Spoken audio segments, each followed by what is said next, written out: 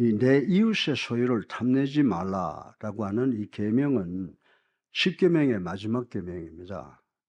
첫째부터 9번째 계명은 하나님 앞에서 인간의 행위를 어떻게 해야 할 것인가를 말해주는 계명입니다. 그러나 본문 제10계명은 하나님 앞에서 인간의 행위가 아닌 마음을 어떻게 가져야 되는가를 교훈해 주는 말씀입니다. 그런데 이 탐하다에 해당되는 영어 단어는 우리가 잘 아는 바와 마찬가지로 regret라고 하는 말, greed라고 하는 말도 쓰지만은 covet라고 하는 말을 씁니다. 히브리어는 하마트라고 하며 헬라어는 에피두메오라고 하는 뜻인데 이 뜻은 바라다, 마음에 두다라고 하는 그런 의미를 갖고 있습니다.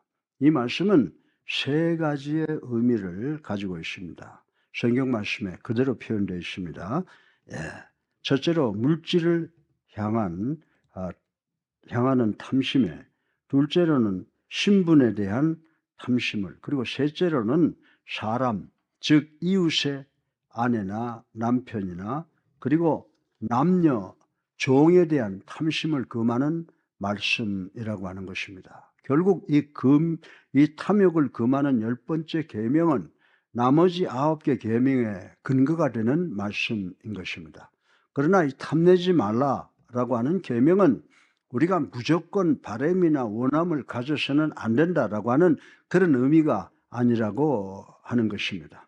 만약 여러분이 원하는 것이 있다는 것은 그것은 지극히 당연한 것이라고 저는 생각을 합니다. 예를 들어서 내가 진실한 성도라면 나도 영적 은사를 가졌으면 좋겠다라는 바람은 잘못된 것이 아니라는 것입니다. 사실 성경은 우리에게 최고의 은사를 갈망하라고 권면하고 있습니다.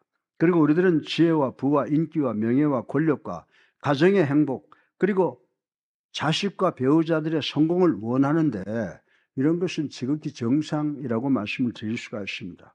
그러나 법적으로 우리들의 소유가 아닌 것을 원해서는 안 된다는 것을 성경이 말씀해 주고 있다는 것을 명심하시기를 주님의 이름으로 축원합니다.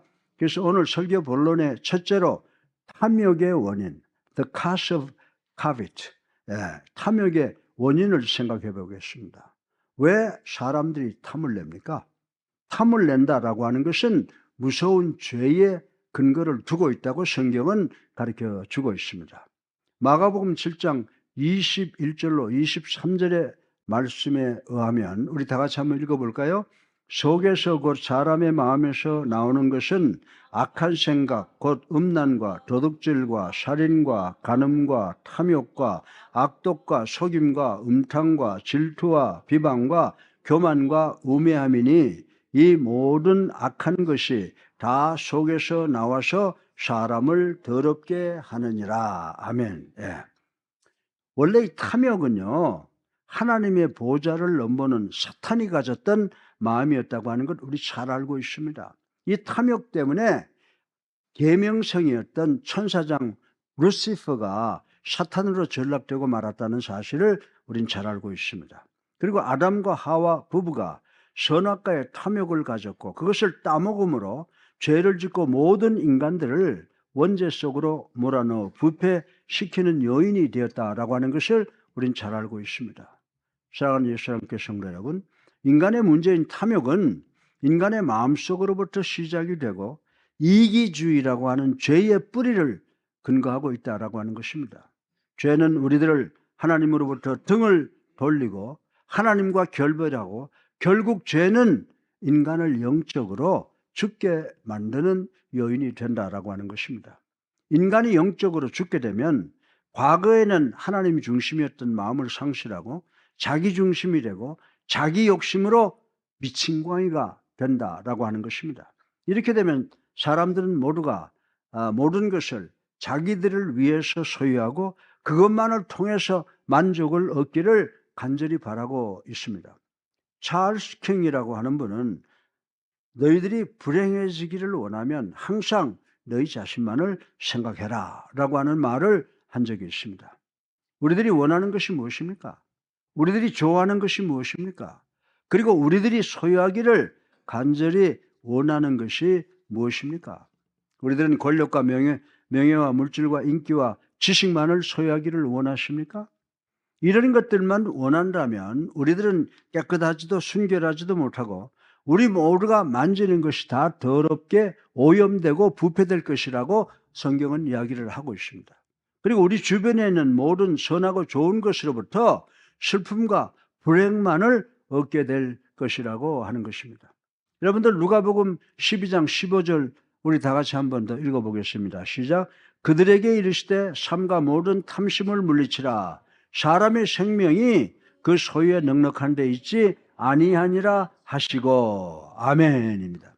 이 말씀은요, 예수님께서 2000년 전 인간들에게만 주신 말씀이 아니라 역사를 통해서 21세기 현대를 살아가는 우리 모두에게도 주시는 말씀이라고 생각할 수가 있는 것입니다. 예수님께서 누가복음 12장 16절부터 21절까지 비유를 주셨는데 그 비유를 통해서 한 부자가 그 밭에 소출이 풍성했으나 그 소출을 쌓아둘 창고가 부족했으므로 현재의 곡간을 헐어버리고 크게 짓고 그곳에 추수한 곡식들을 쌓아두어야 되겠다라고 생각을 했다고 하는 것입니다.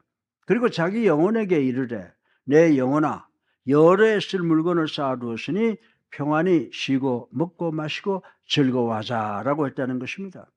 그때 하나님께서 누가복음 12장 20절로 21절에 그 부자에게 뭐라고 말씀했습니까? 하나님은 이르시되 어리석은 자여 오늘 밤 내가 내 영혼을 도로 찾으리니 그러면 내가 준비한 것이 누구 것이 되겠느냐라고 말씀을 하셨습니다. 그리고 내 준비한 것이 누구의 것이 되겠느냐라고 하시고 자기를 위하여 재물을 쌓아두고 하나님께 대하여 부여하지 못한 자가 이와 같으니라 라고 말씀을 했습니다. 자기를 위하여 재물을 쌓아두고 하나님에 대하여 부여하지 못한 자가 이와 같이 될 것이다 라고 나무라신 모습을 우리는 발견할 수가 있습니다. 이 본 비유의 주인공이 가진 문제가 무엇입니까? 이 사람은 물질을 최고의 가치로 그것에 대한 탐욕과 탐심을 가진 사람이었습니다. 이 사람은 생존하는 방법은 알았지만 생활하는 방법은 모르는 사람이었습니다. 그는 돈을 소유한 사람이 아니라 돈에 완전히 포로가 된 사람이었다고 정의를 할 수가 있습니다. 따라서 이 사람은 내 영혼아 여러 해 쓸 것을 쌓아두었으니 평안히 먹고 마시고 즐거워하자라고 자기가 소유한 물질이 자기의 영혼을 만족시킬 수 있을 것이라고 착각을 했다라고 하는 것입니다. 어떤 사람들은요, 열심히 일하는 사람들에게 이 세상은 당신이 정복하기엔 너무 커 라고 합니다. 그러나 인간의 진정한 문제는 이 세상이 큰 것이 아니라 우리 인간의 욕심이 이 세상보다 더 큰 것이 문제라고 하는 것을 알아야 된다라고 하는 것입니다. 사람들의 마음속에는 탐욕과 탐심이라는 진공청소기가 있어 들어가는 것은 무엇이든지 빨아들입니다. 따라서 탐욕의 뿌리는 원인이 이기주의라고 하는 무서운 죄에 기인한 것임을 우리 모두 명심하시기를 주님의 이름으로 축원합니다. 둘째로 outcome of covet, 이 탐욕의 결과를 생각을 해보겠습니다. 사실 성경 어디에도 부자가 되는 것이 죄라고 한 데는 한 군데도 없습니다. 그러나 우리 다 같이 디모데전서 6장 9절을 한번 읽어보겠습니다. 시작. 부하려 하는 자들은 시험과 올무와 여러 가지 어리석고 해로운 욕심에 떨어지나니 곧 사람으로 파멸과 멸망에 빠지게 하는 것이니라. 아멘. 이 말씀의 의미는 사람이 부자가 되는 것을 자기의 삶의 최고의 목적과 가치로 둔다면 죄가 된다는 말씀이라고 하는 것입니다. 쉽게 말해서 벌이 꿀에 빠져서 죽는 것과 같은 경우라고 말씀을 하고 있는 것입니다. 사랑하는 예수 안교회 성도 여러분, 디모데전서 6장 10절에 보면요, 돈이 일만하게 뿌리가 된다라고 하지 않았습니다. 돈을 사랑하는 것이 일만하게 뿌리가 되느니라라고 했습니다. 사실 탐욕이나 탐심은 앞서 말씀드린 모든 9개의 계명을 어기는 가장 근본적인 동기가 된다는 것을 우리는 여기서 알 수가 있게 되는 것입니다. 왜냐하면 이 탐욕과 돈은 상관관계가 상당히 높기 때문이라고 하는 것입니다. 그리고 돈을 사랑하는 것이 일만하게 뿌리가 되기 때문이라고 말씀을 드릴 수가 있는 것입니다. 이는 마치 바닷속에서 문어가 어느 생명체를 휘감으면 아무리 흔들고 떼어버리려고 해도 뗄 수 없는 것과 마찬가지라고 하는 것입니다. 탐심은 우리들이 갑자기 손님이 집에 와서 급해지면 방 안에 널려져 있는 모든 옷과 장난감 그리고 잡지와 신문, 책 등등을 옷장에 문을 열어놓고 마구 집어넣는 것처럼 우리들의 모든 죄를 숨기는 것이라고 성경은 이야기를 해주고 있습니다. 그리고 탐심은 우리들에게 저주가 있게 하는 죄임에도 불구하고 우리들은 탐욕이나 탐심을 가지는 것은 아무도 모르고 죄도 아닌 것 같이 착각을 하면서 살아가고 있다라고 하는 것입니다. 그러나 에베소서 5장 5절 하반절에 보면요, 더러운 자나 탐하는 자 곧 우상 숭배자는 다 그리스도와 하나님 나라에서 기업을 얻지 못하리니. 아멘. 무서운 말씀이죠. 네, 이렇게 말씀하시므로 탐심은 우리를 저주의 대상이 되게 하는 무서운 죄라고 하는 것을 알으라고 성경은 지도하고 있습니다. 여러분들 마가복음 10장 17절 이하에 보면요, 당시 아주 유력한 젊은이가 예수님께 달려와서 그것도 많은 사람들 앞에서 예수님께 무릎을 꿇고 선한 선생이여 내가 무엇을 하여 영생을 얻으리까? 라고 질문한 기록이 있는 것을 볼 수가 있습니다. 이 기록을 보면요, 이 젊은이는 자신의 영생을 위하여 예수님을 만나기를 간절히 원했다는 것과 대단히 겸손하고 용기 있는 지혜의 사람이었음을 알 수가 있다라고 하는 것입니다. 더 나아가서 이 젊은이는 도덕적으로도 대단히 깨끗한 사람이었다라고 추측을 할 수가 있었습니다. 왜냐하면 예수님께서 이 젊은이에게 뭐라고 말씀했습니까? 살인하지 말라, 간음하지 말라, 도둑질하지 말라, 거짓 증거하지 말라, 부모를 공경하라고 말씀하실 때 그는 그런 것은요 내가 어려서 다 지켰습니다 라고 하는 것을 읽어보고 이 사람이 대단히 좋은 사람, 훌륭한 사람이구나 라고 생각해 볼 수가 있었습니다. 그러나 예수님께서는 이 청년의 마음 깊은 곳을 보시는 영안을 가지셨으나 이 청년은 예수님께서 자기를 이미 다 간파하시고 계신다는 그 점을 인식하지 못했다라고 하는 것입니다. 예수님께서 영생을 갈구하는 이 젊은이에게 계명을 지킬 것을 권면하고 계시기 때문입니다. 우리가 이 말씀을 잘못 이해하면 예수님께서 이 젊은이에게 계명을 지키는 것만을 통해서 구원받는다고 가르치는 것으로 착각할 수가 있습니다.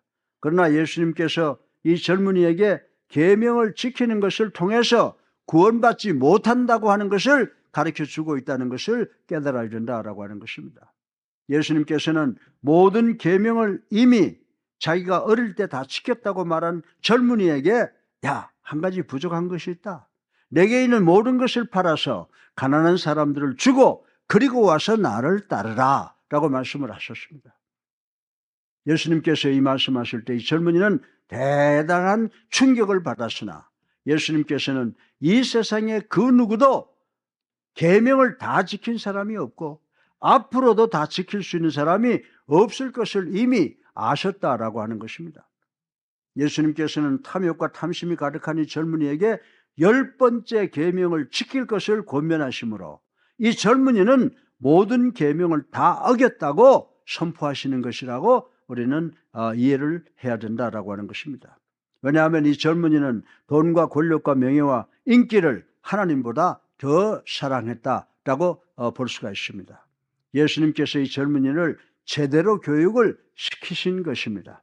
예수님께서 이 사람의 문제가 바로 탐욕과 탐심이라는 것을 교훈하실 때 우리를 포함한 모든 인간의 마음속에 탐욕과 탐심을 갖고 있음을 깨닫게 되는 계기가 되기를 원하셨을 것이다 라고 생각을 할 수가 있는 것입니다. 이 젊은이는 자기 스스로가 10계명을 잘 지킨 것으로 착각을 했으나 이 사람은 탐심을 품지 말라는 계명 하나를 어김으로 사실은 10계명 모두를 다 어기었다는 것을 우리는 깨달아야 된다라고 하는 것입니다.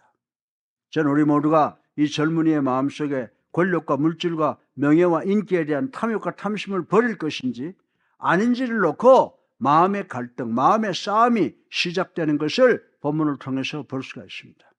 하늘의 천사는 어린 양의 생명책을 펴놓고 이 부자 청년의 이름을 기록할까를 기다리고 있었습니다. 반면에 사탄은 어떻게 했을 것 같아요? 사탄은 그의 어깨를 어루만지면서 그의 귀에 속삭입니다.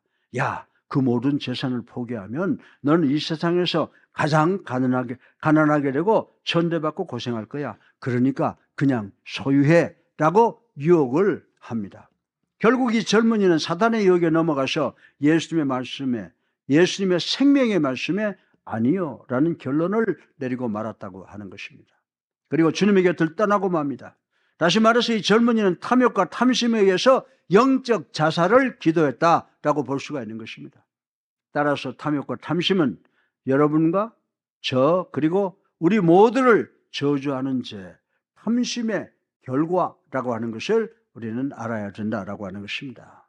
사랑하는 성도 여러분, 사람들 중에 많은 사람이 예수님을 구세주로 살아계신 하나님의 아들이라고 고백하고 영접하고 세례받지 못하는 이유가 여러분들 무엇이라고 생각을 하십니까? 그것은 교회에 적을 두는 일을 거부하는 마음 때문입니다. 그렇게 되면 헌금을 해야 되는데 라고 물질을 더 사랑하는 마음 때문이라는 것을 아십니까? 아니라고 생각하거나 제가 농담하는 것으로 생각하면 여러분은 인간의 본능을 깨닫지 못한다고 말씀을 드릴 수가 있습니다. 많은 사람들 중에요, 교회가 원하는 것은 단지 내 주머니에 있는 돈이다 라고 생각하는 사람들이 많이 있습니다. 돈은 탐욕과 직결되어 있는 요인이라고 하는 것입니다. 사랑하는 성도 여러분, 교회에 오기를 결단하면 마음의 탐심을 자연히 포기하게 되므로 오히려 여러분이 그토록 원하시는 권력과 물질과 명예와 인기를 더 얻게 된다는 사실을 아십니까? 하나님은 자신의 욕심과 탐심을 채워주는 대상은 아니시지만은 우리 모두가 올바른 것을 원하고 계실 때 우리의 올바른 원함을 채워주시는 분이시라는 사실을 우리는 깨달아야 되는 줄로 믿으시기를 주님의 이름으로 축원합니다. 사랑하는 예수님께 성도 여러분, 탐심의 종인 젊은 부자와 같이 탐욕이라고 하는 죄 때문에 자신을 주님께 드리지 못하고 주님을 떠나는 결과를 만드는 불쌍한 우리 성도들이 되지 않도록 하나님의 말씀에 절대 순종하시는 여러분 되시기를 주님의 이름으로 축원합니다. 셋째로 마지막으로 The treatment of covet, 탐욕의 치료 방법을 생각을 해보겠습니다.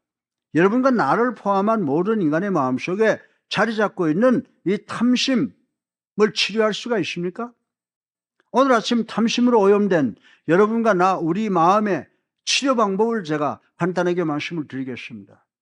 탐심의 치료 방법은 오직 주님께 대한 전폭적인 의존이라고 성경은 가르쳐주고 있습니다. 여러분의 마음이 예수님께 전폭적으로 의존하면 어떤 현상이 생기는지를 아십니까? 여러분은 new heart, 새로운 마음을 갖게 됩니다. 우리 주님께서 우리들의 마음에 나오는 것이 추하고 더럽고 탐심에 가득 찬 것이라고 말씀했습니다. 이 말씀이 사실이라면 우리들은 모두가 다 새 마음이 필요하다라고 하는 것을 여기서 깨닫게 된다라고 하는 것입니다. 우리 다 같이 고린도후서 5장 17절을 한번 읽어보겠습니다. 시작. 그런즉 누구든지 그리스도 안에 있으면 새로운 피조물이라 이전 것은 지나갔으니 보라 새 것이 되었도다. 아멘. 예. 사랑하는 예수님께 성도 여러분, 그리스도인들은 단지 마음이 착하거나 좋은 사람들을 의미하는 것이 아닙니다. 그리스도인들은 new creature, 새로운 피조물입니다. 그리스도인들은 거듭난 사람들로서 새 마음을 가진 사람들이라고 하는 것입니다. 이것이 바로 그리스도께서 여러분이 할 수 있는 일을 말씀을 하시는 것이다라고 하는 것입니다. 사랑하는 성도 여러분, 우리들은 구원받은 그리스도인입니까? 우리 모두는 거듭나셨습니까? 그렇다면 우리들은 사도 바울이 무슨 권면을 하는지 아실 것입니다. 바울 선생은 물질 전부를 포기하라는 것이 아닙니다. 우리들이 얼마나 부자인가 부유한가를 알고 싶습니까? 그러면 우리들의 소유를 다 팔아서 살 수 없는 것이 무엇인가를 알고 반대로 죽음도 가져갈 수 없는 것을 우리가 소유하고 있다는 계산이 나온다면 우리들이 얼마나 부유한가를 알 수 있게 된다라고 하는 것입니다. 성경은 우리들이 소유하고 있는 것을 족한 줄 알라고 했습니다. 그러면 여러분과 저 그리고 우리들이 소유하고 있는 것이 무엇입니까? 여러분이 소유하고 있는 것이 무엇입니까? 히브리서 13장 5절 하반절을 한번 우리 같이 읽어보겠습니다. 시작. 그가 친히 말씀하시기를 내가 결코 너희를 버리지 아니하고 너희를 떠나지 아니하리라 하셨느니라. 아멘. 이 말씀에 의하면요, 여러분과 제가 끝까지 소유해야 되는 것 하나밖에 없다는 것입니다.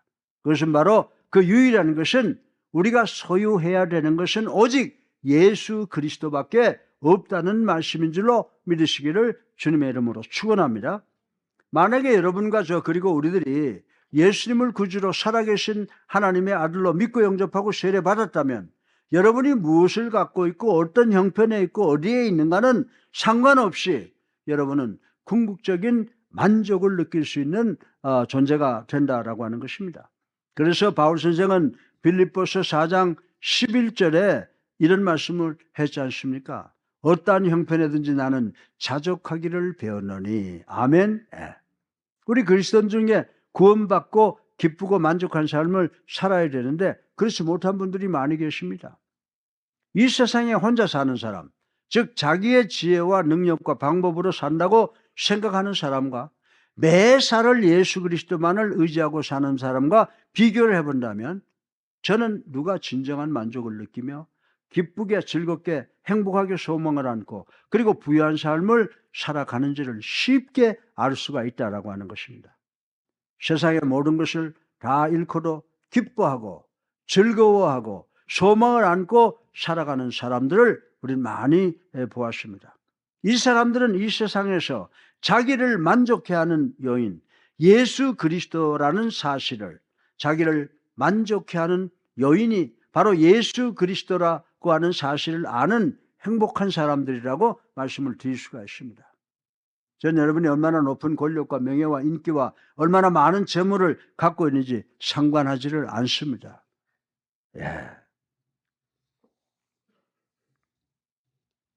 여러분은 하나님 나라의 주인인 백성들인데 여러분들 예수 그리스도를 여러분이 소유했다면 왜 여러분들은 세상 것을 소유하지 못해서 그렇게 안달을 하십니까? 그러나 그 중에서 꼭 소유하기를 원하는 것이 하나 있어야 하는데 그것은 여러분의 탐심을 치료할 수 있는 치료제라고 하는 것입니다. 그 치료제는 바로 예수님을 여러분들의 구세주로 살아계신 하나님의 아들로 믿는 믿음이라는 사실을 이 시간 반드시 기억하는 여러분들 되시기를 주님의 이름으로 축원합니다. 결론입니다. 러시아의 문호 톨스토이는 이런 말을 했습니다. 어떤 부호가 자기 밑에서 넓은 땅을 소유하지 못해서 안달안달하는 사람을 보았습니다. 그래서 이 부호가 어느 날 그 사람을 불러서 오늘 하루 동안에 자네가 돌아오는 모든 땅을 자네한테 주겠네 라고 했습니다. 이 사람은 그 말을 듣고 너무나 기뻐서 그 다음날 아침 일찍 일어났습니다. 뛰고 달리면서 이 땅은 내 땅, 저 땅도 내 땅, 이 땅은 내 땅, 저 땅도 내 땅 그러면서 노래를 부르면서 신나게 달렸습니다. 오후가 되어서 뜨거워졌습니다. 목이 마릅니다. 배가 고픕니다. 그러나 이 사람은 조금이라도 더 큰 땅을 소유하기 위한 욕심으로 물도 마시지 않고 음식도 먹지 않고 달리고 또 달렸습니다. 그러나 세상에 해가 지기 시작하는데 가슴이 답답해지기 시작을 합니다. 죽을 것 같습니다. 그는 좀 더 넓은 땅을 더 소유하기 위해서 달리기를 멈추지 않고 달린 다음에 출발 지점으로 돌아옵니다. 드디어 해지기 전에 출발 지점에 도착을 했습니다. 그러나 도착하자마자 그는 심장마비로 죽게 되었습니다. 그래서 그가 뛰어갔다 온 그 넓은 땅은 아무 소용이 없고 단지 자기의 6척 미만의 시신을 묻을 2평 미만의 땅만 얻는 것이 고작이었다라고 톨스토이는 이야기를 하고 있습니다. 사랑하는 성도 여러분, 이 스토리가요 조금만 더라고 하는 여러분과 저 그리고 우리의 모습을 상기시키지 않습니까? 현재 석양 노을이 여러분과 저 우리를 비추고 있습니다. 오늘 내 영혼을 불러가면 내가 쌓아놓은 모든 것이 누구의 것이 되겠느냐라고 주님께서 말씀하시고 계십니다. 이 세상이 너무 커서 여러분이 만족할 수가 없는 것이 아닙니다. 여러분의 탐욕이 너무 크므로 여러분을 만족시킬 수가 없는 것입니다.